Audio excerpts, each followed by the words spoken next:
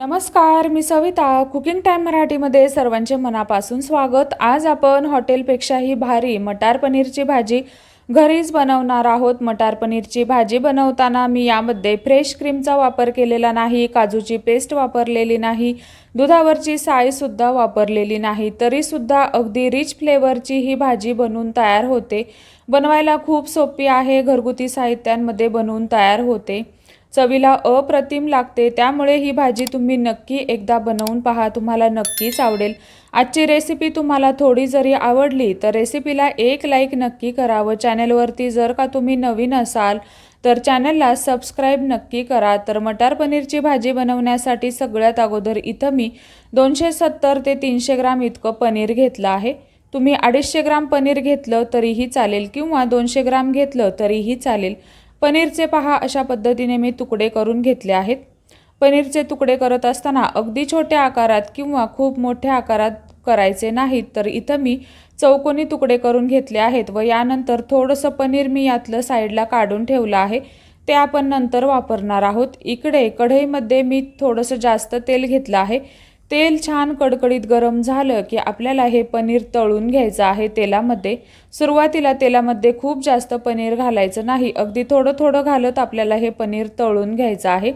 हाय फ्लेमवरती पनीर आपल्याला तळून घ्यायचं आहे. तेल छान कडकडीत झाल्यानंतरच आपल्याला पनीर कढईमध्ये सोडायचं आहे तळण्यासाठी.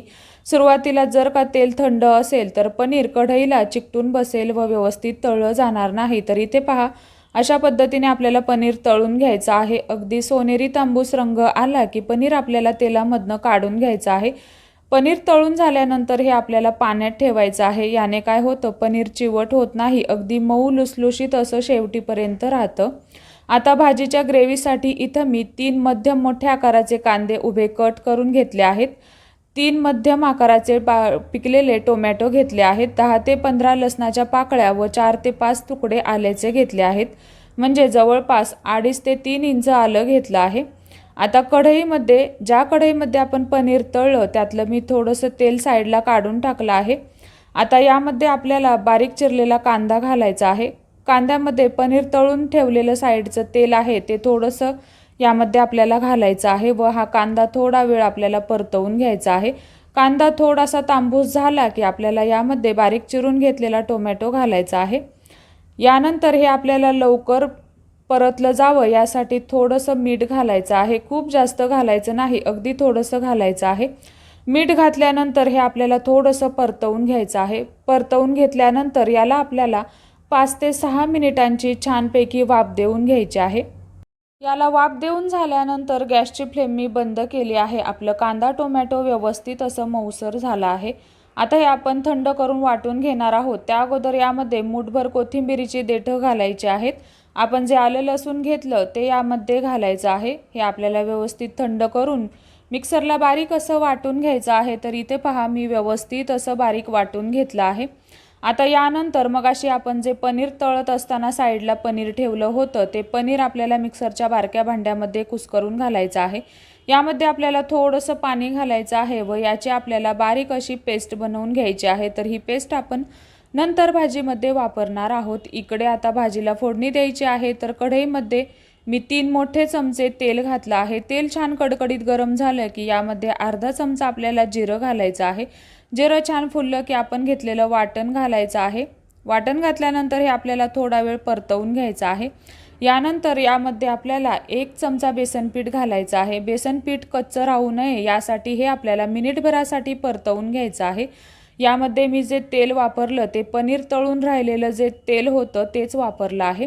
तर आता हे व्यवस्थित असं परतवून झालं. आता यामध्ये आपल्याला 2 चमचे बेडगी मिरची पावडर वापरायची आहे. बेडगी मिरची पावडर वापरा किंवा कश्मीरी लाल मिरची पावडर वापरली तरीही चालेल. रेग्युलर आपली लाल मिरची पावडर वापरायची नाही. यानंतर अर्धा चमचा हळद घातली. यानंतर 1.5 चमचा धना पावडर घातली. आता हे आपल्याला थोडा वेळ परतवून घ्यायचं आहे. याला व्यवस्थित असं तेल सुटावं यासाठी यामध्ये आपल्याला अर्धा छोटा ग्लास पाणी घालायचं आहे. पाणी घातल्यानंतर हे आपल्याला परत थोडा वेळ तेल सुटेपर्यंत परतवून घ्यायचं आहे. याला छान तेल सुटलं की सर्वात शेवटी आपण यामध्ये घालणार आहोत पनीरची पेस्ट. आपण जी मगाशी बनवून घेतली ती यामध्ये घालायची आहे. याने काय होतं, आपल्या भाजीला अगदी रिच असा फ्लेवर येतो, अगदी भाजीला छानपैकी तेल सुटतं, भाजी चवीला अप्रतिम लागते. आपण काजू पेस्ट किंवा फ्रेश क्रीम वापरणार नाही, त्यामुळे ही स्टेप तुम्हाला फॉलो करायची आहे. याने भाजीला खूप छान चव येते. एकदा नक्की करून पहा. पनीरची पेस्ट घातल्यानंतर याला तेल सुटेपर्यंत मी परतवून घेतलं. मुठभर कोथिंबीर घातली. तर हे पहा, आपल्या या ग्रेव्हीला छान असं तेल सुटलं आहे. ग्रेव्ही आपली व्यवस्थित अशी परतवून झाली आहे. आता यानंतर इथं मी फ्रोझन मटार घेतला आहे. तर हा मी 250 ग्राम घेतला आहे. तर फ्रोझन मटार तुम्हाला वापरायचा नसेल तर ताजा मटार उपलब्ध असेल तर तो वापरला तरीही चालेल. या भाजीमध्ये तुम्ही मटार पनीर कमी जास्त करू शकता. आता यामध्ये मी मटार घातला, तो थोडासा मिक्स करून घ्यायचा आहे. आता यानंतर ही भाजी आपल्याला खूप जास्त पातळ ठेवायची नाही. मटार पनीरची भाजी आपल्याला घट्टसर अशीच ठेवायची आहे. तर सुरुवातीला मी यामध्ये 1 मोठा ग्लास पाणी घातलं. तर भाजी मला थोडीशी घट्टसर वाटली, त्यामुळे परत मी यामध्ये 1 ग्लास पाणी घातलं. म्हणजे जवळपास मी यामध्ये 2.25 ग्लास इतकं पाणी वापरलं आहे. पाणी घातल्यानंतर या ग्रेव्हीला छानपैकी उकळी आली की सर्वात शेवटी आपण जे पाण्यात तळून पनीर ठेवलं होतं ते पनीर यामध्ये घालायचं आहे.